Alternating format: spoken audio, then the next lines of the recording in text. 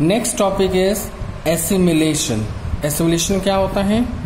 Air has about 78% nitrogen. Nitrogen is needed for life. हमारे air में 78% क्या पाई जाती है? नाइट्रोजन पाई जाती है। Nitrogen is needed for life. Nitrogen हमारी जिंदगी के लिए बहुत ही उपयोगी है। It is an important part of protein and genetic material of living things. ये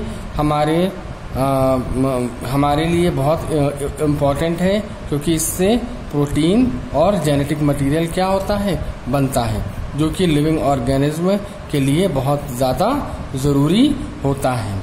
but plant and animals cannot use nitrogen directly to form this material. लेकिन plants और एनिमल्स ये नाइट्रोजन गैस को डायरेक्टली यूज नहीं कर सकते हैं। Plants can absorb nitrogen compounds, ammonia, nitrites and nitrates. यानी कि जो प्लांट्स हैं वो जो नाइट्रोजन कंपाउंड्स हैं उनको अमोनिया, नाइट्राइट्स और नाइट्रेट्स के रूप में ही ग्रहण करते हैं, ठीक, and convert them into protein, और उसको प्रोटीन में कन्वर्ट करते हैं। This is called assimilation. इसको क्या कहते हैं? एसिमिलेशन कहते हैं। यानी जो प्लांट्स हैं वो नाइट्रोजन डायरेक्ट नहीं ले पाते हैं, वो नाइट्रोजन के कंपाउंड्स जैसे कि अमोनिया, नाइट्राइट्स और नाइट्रेट्स इस फॉर्म में क्या करते हैं? नाइट्रोजन को लेते हैं, और यही कन्वर्जन यानी नाइट्रोजन का अमोनिया, नाइट्राइट्स या नाइट्रेट्स में कन्वर्जन, यानी ये एक तरह के प्रोटीन्स होते हैं, इनमें कन्वर्जन क्या कहलाता है? एसिमिलेशन कहलाता है। Animals can not do such conversion. अब एनिमल्स इस तरह का कन्वर्जन नहीं कर पाते हैं। To obtain proteins, herbivorous animals consume plants and carnivorous animals consume other animals and therefore consume nitrogen indirectly.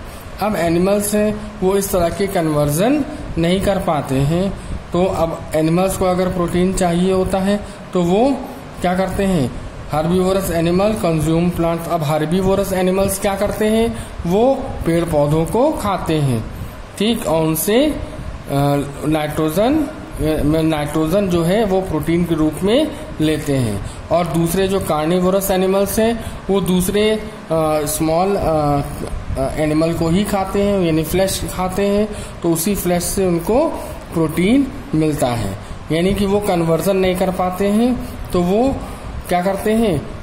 जो हर्बीवोरस है वो प्लांट्स खाते हैं और प्रोटीन जो है वो लेते हैं, और जो कार्निवोरस एनिमल्स हैं वो छोटे जानवर खाते हैं और क्या करते हैं? प्रोटीन जो है वो उसकी कमी को पूरा करते हैं।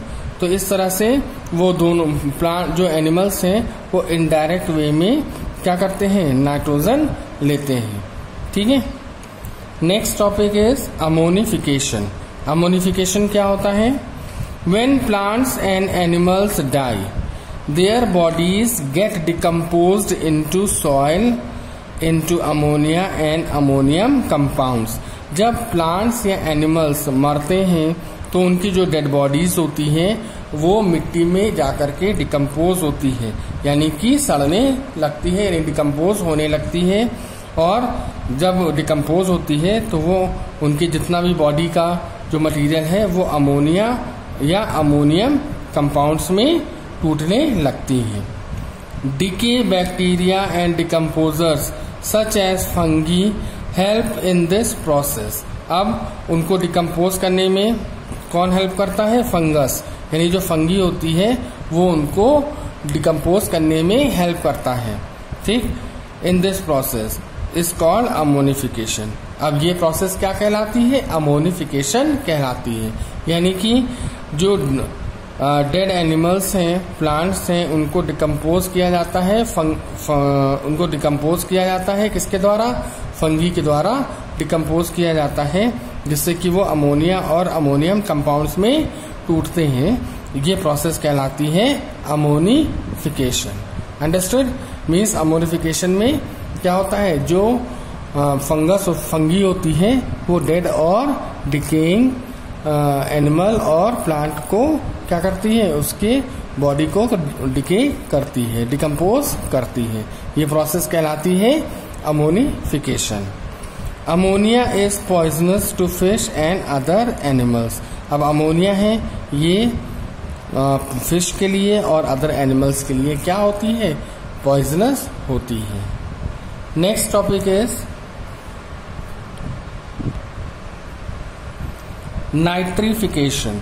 अब अगला टॉपिक है नाइट्रिफिकेशन। ये क्या होता है, in nature if ammonia levels become too high, यानी कि नेचर में अगर अमोनिया का लेवल बहुत ज़्यादा हाई हो जाता है, नाइट्रिफिकेशन अकर्स, तब नाइट्रिफिकेशन की प्रोसेस होती है।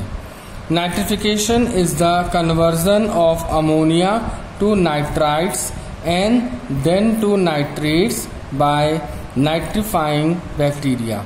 यानी नाइट्रिफिकेशन प्रोसेस क्या होती है, कन्वर्जन होता है किसका, अमोनिया का नाइट्राइट्स में, और फिर नाइट्राइट्स का किस में होता है, नाइट्रेट्स में होता है। तो ये कन्वर्जन अमोनिया का नाइट्राइट्स में और नाइट्राइट्स का नाइट्रेट में कन्वर्जन होने लगता है, किसके द्वारा होता है, ये नाइट्रीफाइंग बैक्टीरिया। नाइट्रीफाइंग बैक्टीरिया पाए जाते हैं हमारे एटमॉस्फेयर में, उनके द्वारा होता है। ठीक, use of excessive fertilisers by farmer can add to nitrification. अब जब फार्मर्स बहुत ज्यादा फर्टिलाइजर्स यूज करते हैं, क्योंकि फर्टिलाइजर्स में अधिकतर क्या होता है, अमोनिया ज्यादा होती है, तो क्या होता है, नाइट्रिफिकेशन की प्रोसेस होती है। High nitrate level in drinking water are harmful to human babies and can cause a condition called blue baby syndrome। अब अगर पानी में नाइट्रेट की मात्रा बहुत ज़्यादा है तो ये हमारे हार्मफुल ह्यूमन के लिए क्या है, बहुत ज़्यादा हार्मफुल होती है, और खासकर बच्चों के लिए तो बहुत ही ज़्यादा ये हार्मफुल होती है।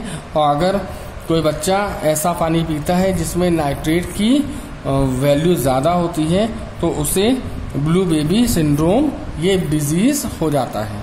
ठीक, excessive nitrates may wash out of soil during rain and irrigation to water bodies. अब जब एक्सेसिव नाइट्रेट्स होते हैं, जब पानी गिरता है, बारिश होती है तो वॉश आउट हो जाती है। ठीक है, या जब हम खेतों में इरिगेशन की प्रोसेस करते हैं तो ये जितना भी एक्सेसिव नाइट्रेट होता है ये वॉश आउट हो जाता है, और कहाँ जाता है, वाटर बॉडीज में जाता है। High nitrate levels can cause too much algal growth in lakes and pools. अब लेक्स और पूल्स में क्या होता है, बहुत ज्यादा नाइट्रेट का लेवल हो जाता है। This can be harmful to fish and other water animals because alga use up the oxygen that the animals need. अब ये जो नाइट्रेट्स हैं ये जब लेक्स और पूल्स में बहुत ज़्यादा मात्रा में मिल जाते हैं तो ये मछलियों के लिए बहुत ज़्यादा हार्मफुल हो जाते हैं, और अदर वाटर एनिमल्स यानी कि पानी में मछलियों के अलावा और भी जो एनिमल्स रह रहे हैं उनके लिए बहुत ज़्यादा हार्मफुल हो जाता है, क्योंकि एल्गी जो है वो क्या करते हैं, जितने जो एल्गी होते हैं वो ग्रो करते हैं, नाइट्रेट की वजह से एल्गी बहुत ज़्यादा ग्रो करते हैं, और ये एल्गी क्या करते हैं, पानी में प्रेजेंट जितना भी ऑक्सीजन होता है उसको बहुत जल्दी ले लेते हैं। जो ऑक्सीजन मछलियों को चाहिए वो कौन ले लेता है, एल्गी ले लेता है।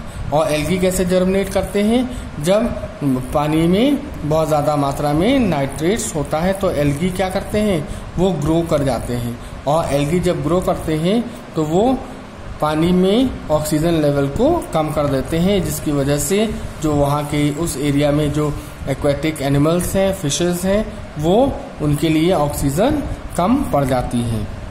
This phenomena is called eutrophication. इस तरह इस फिनोमिना को क्या कहते हैं, यूट्रोफिकेशन कहते हैं। The use of fertilisers therefore need to be controlled. इसीलिए जो फार्मर्स हैं वो क्या करते हैं, उनको उसकी सलाह दी जाती है कि फर्टिलाइजर्स का इस्तेमाल बहुत कम, मतलब कम से कम करें, जितना ज़रूरत हो उतना ही करें, बहुत ज़्यादा मात्रा में ना करें। ठीक है। Next topic is denitrification. Denitrification क्या होता है?